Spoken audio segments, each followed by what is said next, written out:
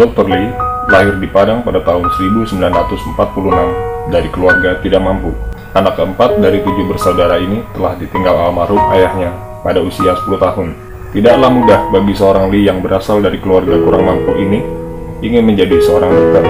Berkat kegigihannya, Lee berhasil mendapatkan kesempatan mengambil gelar S3 di Free University Berlin, Jerman. Karena sangat cintanya dengan tanah air, walaupun Lee bisa mendapatkan fasilitas dan pekerjaan yang menjanjikan di Jerman, Dr. Lee tetap pulang ke Indonesia setelah menetap selama 18 tahun di Jerman.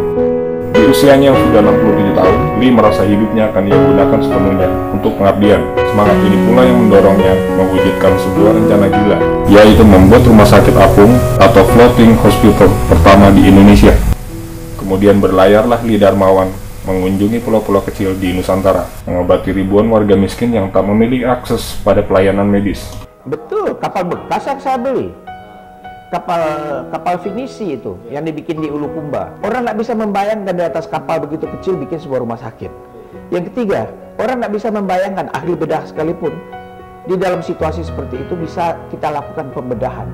Dan kalaupun pembedahan dilakukan itu pembedahan kecil-kecilan aja, ya. Dan ini semua apa yang saya lakukan menentang arus pemikiran yang ada di saat ini. Kita tuh harus berani melakukan sesuatu yang bertentangan dengan alam pikiran yang mainstream. Apakah pulau-pulau itu yang mau dikunjungi punya dermaga semuanya? Tidak punya. Jadi kamu harus berhenti sedekat mungkin ke pantai, ke pulau itu. Bisa kamu datangi dengan kapal besar? Tidak bisa. Makanya kapalnya harus kecil. Ya, makanya kapalnya harus kecil. Dan karena kapalnya harus kecil, kamu yang harus mengubah dirimu supaya kamu bisa bekerja di atas kapal yang begitu kecil. Bukan kapalnya yang harus kita ubah, tapi dirimu. Dan itu sudah saya lakukan. Saya bisa operasi di atas kapal yang begitu kecil, sekalipun kapal dalam keadaan bergerak. Memang kalau mau, kalau bisa, kapal harus berlabuh. Tapi kalau tidak bisa, kapal itu kadang-kadang dibawa arus terus. Apalagi di Indonesia bagian timur sana. Ya. Awalnya kapal bekas yang terbuat dari kayu ulin itu ia beli dengan harga 600 juta rupiah. Biayanya dari menjual rumah. Kapal itu kemudian dimodifikasi menjadi 2 tingkat dengan ruang operasi ditempatkan di lambung kapal. Jadi saya jual rumah terlebih dahulu dan itu juga masih kurang. Tiap bulan saya nombok.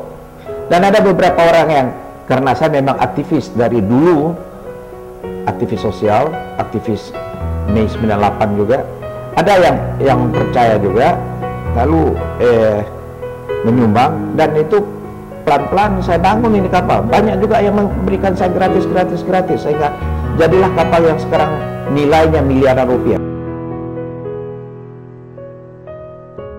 Mainstream mengatakan, wah, saya pergi, saya tidak dapat penghasilan, saya rugi.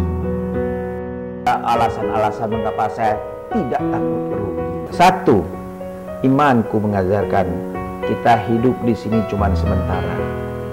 Kita ini hidup karena dikasihi oleh Tuhan. Kasih itulah yang mau saya bagikan. Kedua, saya bangga sebagai orang Indonesia.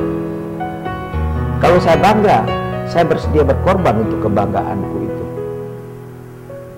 Visi kami adalah untuk memberikan bantuan kepada mereka yang terperangkap di dalam kesulitan, agar mereka dengan kekuatan sendiri bisa bangkit dari keterpurukan mereka.